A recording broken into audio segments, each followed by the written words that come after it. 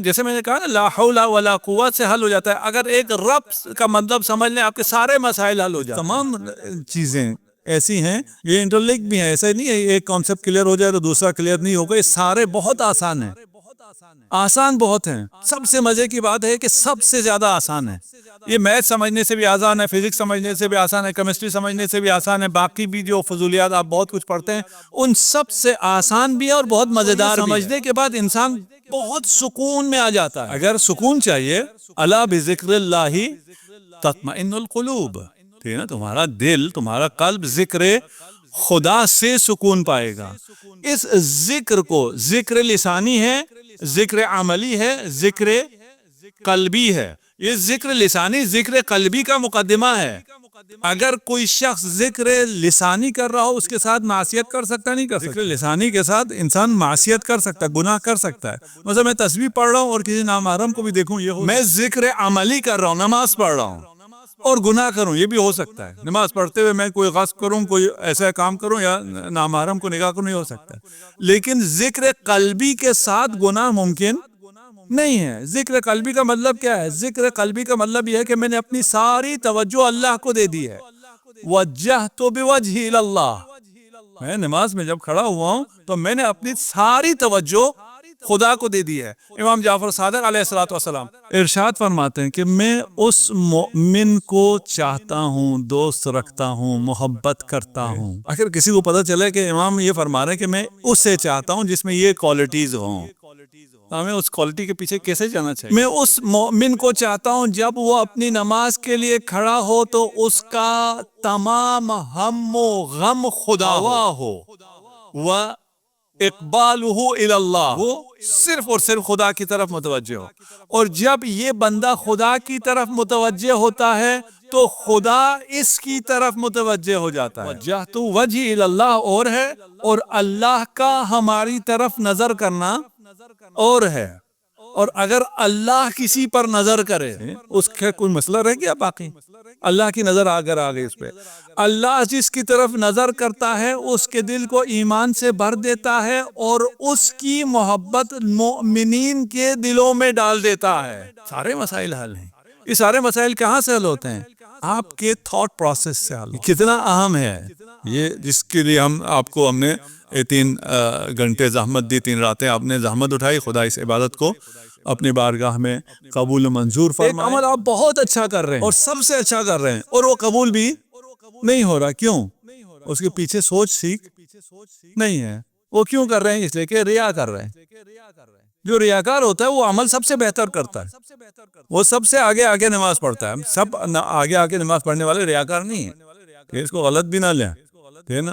اور یہ شیطان جوانوں کے ساتھ یہ بھی کھیلتا ہے کہ تم آگے نہ جاؤ، پہلے نہ جاؤ، یہ ریاکاری ہو جائے گی، لوگ کہیں گے یہ ریاکاری ہے یا فلان ہے. ان باتوں کو چھوڑیں. جو ریاکار ہوتا ہے وہ عمل سب سے بہتر کرتا ہے، اس کا عمل بالکل بھی قبول نہیں ہے، سب سے بہتر عمل قبول نہیں ہے. کیوں؟ پیچھے اس کے خیالات ٹھیک نہیں. کتنا اہم ہے یہ، ہے نا، کہ آپ کے خیالات کا ٹھیک ہونا کتنا اہم ہے. کہ اگر خیالات ٹھیک ہیں تو عمل ٹھیک ہے، اگر خیالات ٹھیک نہیں ہیں تو عمل ٹھیک نہیں. اور ریا پر بھی بہت سے احادیث ہیں، ان تمام چیز پہ، حسن ظن پہ بہت سے احادیث ہیں. ہم نے آپ سے کہا ہے آپ نے گوگل کو شیعہ کریں، اس پہ آپ یہی لکھ دیں. میں ابھی بہت سے احادیث میرے پیسے نظر بھی تھی لیکن وقت بھی آ گیا.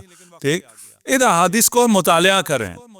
ہم بھی کوشش کرتے ہیں، علی عارف یہاں بیٹھے ہیں، یہ ہم سے حدیثیں لیتے ہیں، 4-5 منٹ کی ہم حدیث بنا کے ہر روز آپ کی خدمت میں پیش کرنے کی کوشش کرتے ہیں، اور اس کا سارا کریڈٹ علی عارف کو جاتا ہے. وہ یہاں بیٹھے ہیں. ان کی صحت و سلامتی کے لیے بآواز بلند صلوات. انشاءاللہ اگر ہم اس بات کو سمجھ سکیں کہ ہمارے کانسیپٹس کلیئر، ہمارے اسلام کے جو بیسک ہمارے کانسیپٹس ہیں وہ کلیئر ہونے چاہیے. وہ کلیئر جب تک سوچیں سمجھیں گے نہیں، وہ کلیئر نہیں ہوں گے. ہمارے ہاں عقائد میں تقلید حرام ہے. یعنی آپ خدا کو خدا نہیں مان سکتے اس لیے کہ آپ کے والدین نے کہا ہے. آپ کو خود سوچنا ہے، آپ کو خود اس نتیجے تک پہنچنا ہے. کسی نے یہ نہیں کہا کہ اتنا خطرناک کیوں کام کر دیا بچے پر. اب یہ 9 سال کی بچی خود سے سمجھے، ہاں یہ خود سے سمجھ سکتی ہے، یہ بالغ ہو گئی ہے، یہ خود سے سمجھ سکتی ہے. یہ توحید کو بھی خود سے سمجھ سکتی ہے، نبوت کو بھی سمجھ سکتی ہے، امامت کو بھی سمجھ سکتی ہے، معاد کو بھی سمجھ سکتی ہے. کوئی ایسی مشکل چیزیں نہیں ہیں جو ان کی سمجھ میں نہ آئے. یہ ہم سے بہتر سمجھ سکتے ہیں، ہم انہیں سمجھنے کی اجازت نہیں دیتے. صرف اتنا ایک مسئلہ ہے نا. ہم انہیں ڈراتے ہیں، انہیں دھمکاتے ہیں کہ تم نہیں سمجھ سکتے ہو.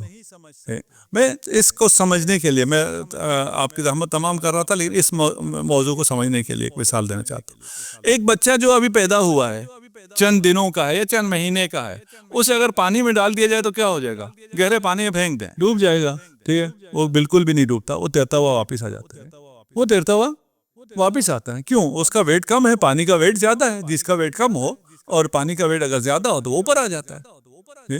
وہ تھوڑا سا ہاتھ پاؤں مارے، اس کو پتہ فیل ہو جاتا ہے کہ وہ بالکل اوپر آتا ہے، وہ تیرتا ہوا واپس آ جائے گا. یہ جو 2 مہینے کا بچہ تھا، اس کو پانی میں پھینکا، یہ واپس آ گیا. اس 10 سال کے بچے کو پھینکے کیا ہوگا؟ وہ کیوں تیرتا ہوا واپس نہیں آیا؟ اس کا وزن پانی سے زیادہ ہو گیا. پھر کیا ہو گیا؟ اس کو اس کے والدین نے خراب کیا. والدین نے اسے کہہ دیا تم ڈوبو گے پانی میں. یہ جب بھی بچہ تھا پانی کے قریب جاتا تھا، ماں لپک کے آتی تھی، ہائے میرا بچہ یہ ڈوب نہ جائے. اس کو والدین نے، معاشرے نے سمجھایا ہے کہ تم پانی میں ڈوب جاؤ گے، اور ڈوبنے کے لیے اسے بہت محنت کرنی پڑتی ہے. اسے اپنا وزن پانی سے زیادہ کرنا پڑتا ہے، اتنا پانی پینا پڑتا ہے کہ اس کا وزن پانی سے زیادہ ہو، تب جا کے وہ بڑی مشکل سے ڈوبتا ہے، اور وہ ساری محنت کرتا ہے. اسی طرح یہ بچے جو جس فطرت پر پیدا ہوئے ہیں، اس فطرت میں اگر آپ انہیں معارف کی طرف ڈالیں، یہ تیرتے ہوئے واپس آ جائیں گے معارف کے سمندر سے. بہت آسانی سے یہ لوگ سمجھ سکتے ہیں. کوئی ایسی چیز نہیں ہے جو ان کو سمجھ میں نہ. انہیں سمجھنے دو، انہیں سوچنے کی آزادی دو، انہیں سوچنے کے لیے میدان دو، ان کے سوالات کے جواب دو. ان کی زندگی بھی آسان ہو جائے گی، آپ کی زندگی بھی آسان ہو جائے گی.